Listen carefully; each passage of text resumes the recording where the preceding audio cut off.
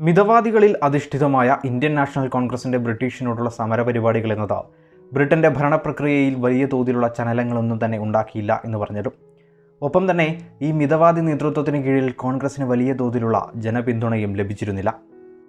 ആ സമയമാണ് കോൺഗ്രസിൽ തീവ്രവാദി വിഭാഗത്തിൻ്റെ ശക്തി പ്രകടനമുണ്ടാവുന്നത്. ഈ വിഭാഗത്തിന് സാധാരണ ജനങ്ങളുടെ പിന്തുണ ലഭിച്ചതുകൊണ്ട് തന്നെ അതുവരെയും പിന്തുടർന്നു പോന്നിരുന്ന സമര നയ പരിപാടികളിൽ നിന്നും മാറി പ്രത്യേക സമരപരിപാടികളിലൂടെയും മറ്റും അവകാശങ്ങൾ നേരിട്ട് നൽകാൻ പറയുന്ന ഒരു വലിയ ശക്തിയായി ഈ സംഘടന വളരെ പെട്ടെന്ന് മാറുകയുണ്ടായി. കോൺഗ്രസിലെ തീവ്ര വിഭാഗത്തിൻ്റെ ഉയർച്ചയും അത് കൈക്കൊണ്ട നയങ്ങളും കൊണ്ടും തന്നെ കോൺഗ്രസ് എന്ന സംഘടന ജനങ്ങൾ പിന്തുണക്കുന്ന ഒരു വലിയ ശക്തിയായി മാറുകയാണ്. ഈ കാലത്ത് ദേശീയതയും ഉയർന്നു വന്നതുകൊണ്ട് തന്നെ സമര പോരാട്ടങ്ങൾക്ക് വീര്യവും വർദ്ധിച്ചിരുന്നു. കോൺഗ്രസിൽ ഈ സമയം തീവ്ര വിഭാഗത്തിൻ്റെ നേതാവായി ഉയർന്നു വന്നവരിൽ ഏറ്റവും പ്രധാനപ്പെട്ട നേതാവായിരുന്നു ബാൽ ഗംഗാധര തിലകൻ. അദ്ദേഹത്തിൻ്റെ നേതൃത്വത്തിൽ അധിഷ്ഠിതമായ പ്രവർത്തനങ്ങളിലൂടെ കോൺഗ്രസ് എന്ന സംഘടന സാധാരണ ജനങ്ങൾക്കായി നിലകൊള്ളുന്ന ഒരു വിപ്ലവ സംഘടനയായി പരിണമിക്കുകയും ചെയ്തു. മറ്റൊരർത്ഥത്തിൽ അതുവരെയും ഇല്ലാതിരുന്ന ജനപിന്തുണ വൻതോതിൽ കോൺഗ്രസ് പാർട്ടിക്ക് ലഭിക്കുകയും ചെയ്തു. തിലകൻ്റെ നേതൃത്വത്തിന് ശക്തി പകർന്നുകൊണ്ട് തിലകനോടൊപ്പം ചേർന്ന് നിന്ന രണ്ട് നേതാക്കളായിരുന്നു ബിപിൻ ചന്ദ്രപാലും ലാല ലജ്പത് റായും. ഈ മൂന്ന് പേരെയും ചേർത്ത് ലാൽ, ബാൽ, പാൽ എന്നീ വിശേഷണത്തിലായിരുന്നു വിളിച്ചുകൊണ്ടിരുന്നത്. ഏതായാലും 1900 കാലമാവുമ്പോഴേക്കും കോൺഗ്രസ് പാർട്ടിയിൽ തീവ്ര നിലപാട് വർദ്ധിക്കുകയും അത് ഇന്ത്യൻ സ്വാതന്ത്ര്യ പോരാട്ടത്തിൻ്റെ യഥാർത്ഥ തുടക്കത്തിന് കാരണമാവുകയും ചെയ്തു. ലാൽ, ബാൽ, പാൽ ത്രിമൂർത്തികൾക്കൊപ്പം തന്നെ എടുത്തു പറയേണ്ട മറ്റ് തീവ്ര വിഭാഗ നേതാക്കളായിരുന്നു അരവിന്ദ് ഘോഷ്, രാജ്നാരായൺ ബോസ്, അശ്വിനി കുമാർ ദത്ത് തുടങ്ങിയവർ. ഈ തീവ്ര വിഭാഗത്തിൻ്റെ നേതൃത്വത്തിൽ വിദേശ ഭരണത്തിൻ്റെ പോരായ്മകൾ ജനങ്ങളെ ബോധ്യപ്പെടുത്തുന്നതിനായി വലിയ തോതിലുള്ള കർമ്മ പരിപാടികൾ ഉണ്ടാവുകയും അതിൻ്റെ ഭാഗമായി ദേശീയ പ്രസ്ഥാനത്തിലേക്ക് സാധാരണ ജനങ്ങൾ ഒഴുകുകയും ചെയ്തു.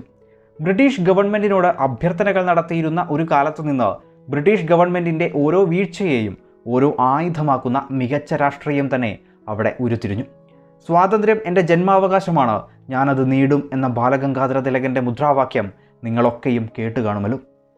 ഇതിനിടയിൽ 1898 പുനെയിലെ സബ് കളക്ടറായിരുന്ന റാൻഡ് വധിക്കപ്പെട്ടതിനെ തുടർന്ന് തിലകനെ 18 മാസത്തെ തടവിന് ശിക്ഷിക്കുകയുണ്ടായി.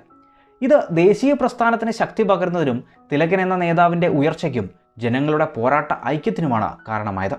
ഇത്തരത്തിലുള്ള ഒരു മുന്നേറ്റം അപകടകരമാവും എന്നുള്ളത് സ്വാഭാവികമായും ബ്രിട്ടീഷ് ഗവൺമെൻറ്റിന് മനസ്സിലാവുകയും ചെയ്യുമല്ലോ. അതുകൊണ്ട് തന്നെ അവർ അതിനായുള്ള പ്രതികരണ നടപടികൾ എന്തെന്നും ആലോചിച്ചു. ഈ സമയത്ത് കോൺഗ്രസ് പ്രസ്ഥാനത്തിൽ മുസ്ലിം പ്രാതിനിധ്യം കുറവാണ് എന്ന് കണ്ടെത്തിയ ബ്രിട്ടീഷ് വിഭജിച്ച് ഭരിക്കുക എന്ന തന്ത്രത്തെ മുന്നിൽ കണ്ടു. ഈ സമയം ദേശീയ പ്രസ്ഥാനത്തിൽ വിപ്ലവകരമായ നേതാക്കൾ കൂടുതലും ഉണ്ടായിരുന്നത് ബംഗാൾ മേഖലയിൽ നിന്നുമാണ്. ബംഗാൾ മേഖലയിലെ തന്നെ ഹിന്ദു വിഭാഗത്തിൽപ്പെട്ടവരായിരുന്നു ആ നേതാക്കൾ.